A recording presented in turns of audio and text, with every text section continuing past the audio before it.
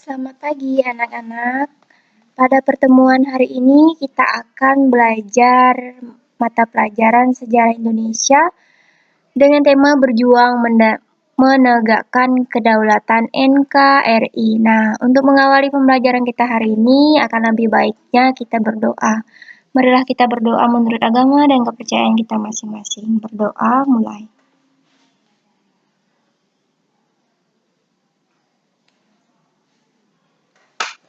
Berdoa selesai. Nah, Ibu ingatkan lagi dimanapun kalian berada, jangan lupa tetap menjaga protokol kesehatan sambil kalian juga belajar di rumah. Semoga kalian semua sehat selalu. Nah, pada pertemuan kita kali hari ini, yang pertama kita akan bahas yaitu tentang perkembangan dan tantangan di awal kemerdekaan Indonesia. Nah, pada bab ini materinya memang sangat panjang sekali, jadi kalau kalian hanya membaca atau mendengarkan saya menjelaskan di PowerPoint, kalian tidak akan mengerti. Akan lebih baiknya kalian sambil membaca bukunya, sambil baca-baca lagi, sambil juga mendengarkan saya memaparkan materi pada pagi hari ini. Di mana perkembangan dan tantangan di awal kemerdekaan Indonesia.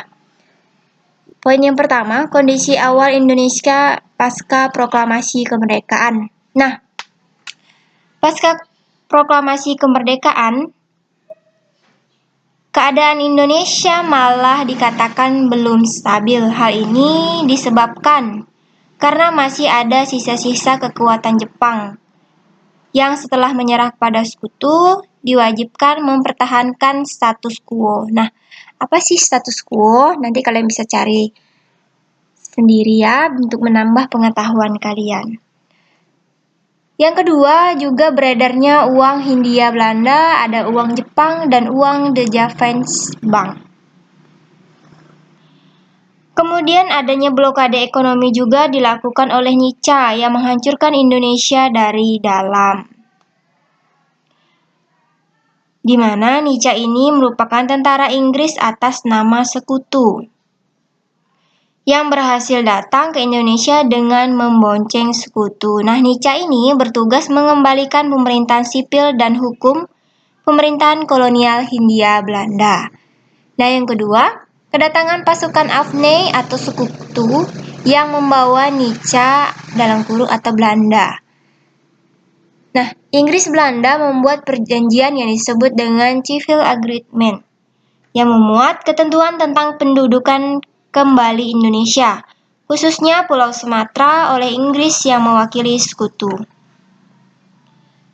Di mana tugas tentara Afne di Indonesia adalah menerima penyerahan kekuasaan tentara Jepang tanpa syarat, membebaskan para tawanan perang dan interniran Sekutu, melucuti dan mengumpuli orang-orang Jepang yang pulang ke negerinya. Itulah salah satu tugas dari Afne dan kenapa dan hubungannya Sekutu dan Belanda. Untuk tugas-tugas yang lainnya bisa kalian lihat di buku LKS-nya. Di sini Ibu akan menjelaskan secara singkat dan secara rinci saja. Nah, selanjutnya pasukan Inggris yang tergabung dalam Afne dibagi menjadi 3 divisi, yaitu Divisi India ke-23 di bawah pimpinan Mayor Jenderal D.C. Hawthorne bertugas di Jawa bagian barat. Divisi India ke-5 di bawah komando Mayor Jenderal di bagian Jawa Timur yang berpusat di Surabaya. Sedangkan divisi ke India yang ke-26 di bawah komando Mayor Jenderal H.A. Chambers bertugas di Sumatera yang berpusat di Medan. Nah, sudah sangat jelas tadi dikatakan bahwa pasukan Inggris tergabung di dalam Afne dibagi menjadi 3 divisi. Nah, nanti kalian bisa melihat divisi-divisi apa sih, kemudian dipimpin oleh siapa saja sih, bisa kalian lihat dibaca di bukunya. Nah, saya kira untuk perkembangan dan tantangan di awal kemerdekaan Indonesia, sedikit paparan dari saya. Selanjutnya kita akan membahas, usaha perjuangan mempertahankan kemerdekaan Indonesia. Ternyata setelah Indonesia merdeka juga banyak sekali usaha ataupun perjuangan untuk mempertahankan kemerdekaan Indonesia. Sangat tidak mudah karena ini cukup sangat panjang. Ada pertempuran 5 hari di Semarang, kemudian pertempuran di Kota Baru, kemudian pertempuran 10 November 1945 di Surabaya. Di sini Ibu hanya menyebutkan saja, nanti kalian bisa melihat di buku yang sudah disediakan di sekolah, kalian bisa sambil membaca dan juga latihan soalnya. Saya kira untuk usaha perjuangan mempertahankan kemerdekaan Indonesia, Ibu tidak akan menjelaskan di sini. Jadi kalian ketika sudah membaca, jika misalnya kurang paham atau bagaimana, kalian bisa tanyakan langsung kepada saya melalui WA ataupun datang ke sekolah. Nah, selanjutnya kita akan membahas upaya mempertahankan melalui perjuangan diplomasi. Di sini juga dibagi menjadi beberapa. Saya sebutkan di situ hanya ada beberapa, sementara ada 16. Jadi sekali lagi saya ingatkan, kalian bisa membacanya. Ataupun saya akan sedikit menjelaskan tentang perundingan Hongfelue yang terjadi pada tanggal 14 sampai 21 April 1946 di Hongfelue, Belanda. Deklarasi Indonesia terdiri atas Mr. Soewendy, Dr. Soedarsono, dan Mr. Hamid II dan Soeharto Santoso. Dalam perundingan ini, Belanda hanya mengakui kedaulatan Republik Indonesia secara de facto atas Jawa dan Madura. Dengan demikian, perundingan ini tidak memberi keuntungan bagi rakyat Indonesia dan akhirnya perundingan ini pun tetap gagal ataupun dianggap gagal. Nah, untuk yang lain-lainnya bisa kalian membaca di buku sudah lengkap sambil juga kalian mengerjakan latihan soal mengingat kita sebentar lagi akan melaksanakan ujian tengah semester. Nah, yang terakhir kita akan membahas tentang nilai-nilai perjuangan masa revolusi dan hikmahnya. Yang pertama, nilai persatuan dan kesatuan. Nilai ini nilai yang sangat penting di dalam setiap bentuk perjuangan. Sejarah juga telah membuktikan dengan bersatunya panduan anggota TNI sebagai anggota Kelaskaran Rakyat dan bangsa Indonesia berhasil melucuti senjata Jepang dan menggagalkan upaya Nica atau Belanda yang saya sebut tadi memanfaatkan AFNE atau Inggris untuk kembali menguasai Indonesia. Yang kedua, cinta tanah air.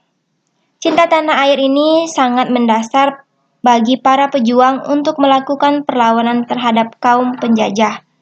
Tidak heran bila di berbagai wilayah Indonesia, seperti ada Sumatera, Jawa, Bali, Sulawesi, ataupun yang lain-lain, muncul adanya pergolakan dan perlawanan menentang kekuatan asing demi kemerdekaan tanah airnya. Kemudian yang ketiga, rela berkorban tanpa pamrih. Rakyat dan para pemimpin bangsa telah rela berkorban untuk menegakkan dan mempertahankan kedaulatan Indonesia yang telah diproklamasikan pada tanggal 17 Agustus 1945. Sikap rela berkorban inilah yang perlu kita contoh dari para pejuang kita untuk mempertahankan kemerdekaan Indonesia. Yang berikutnya, saling pengertian dan saling menghargai. Nah, perbedaan pandangan antar tokoh antara sipil dan militer dalam memperjuangkan mempertahankan kemerdekaan Indonesia sudah biasa terjadi. Namun, karena adanya sikap saling mengerti dan saling menghargai, maka perbedaan dianggap hal biasa bukan masalah. Sikap saling pengertian dan saling menghargai maka akan memupuk rasa persatuan dan menghindari perpecahan. Saya kira nilai-nilai perjuangan ini bisa sekali kalian terapkan di lingkungan kalian, bahwa ingat masa berjuang para pejuang kita untuk mempertahankan kemerdekaan. Ternyata banyak sekali hal-hal yang harus dipertahankan walaupun Indonesia sudah merdeka pada tanggal 17 Agustus 1945. Nah, untuk materi hari ini saya kira cukup sekian. Saya menjelaskan juga singkat, padat. Mohon maaf juga jika saya menjelaskan terlalu cepat. Kemudian jika kalian memang sangat atau kurang sekali paham, kalian memang harus banyak-banyak membaca karena memang sejarah itu tidak perlu dihafal, cukup kalian membaca saja. Nah, Ibu ucapkan selamat pagi dan terima kasih. Jangan lupa kalian untuk tetap menjaga kesehatan di rumah.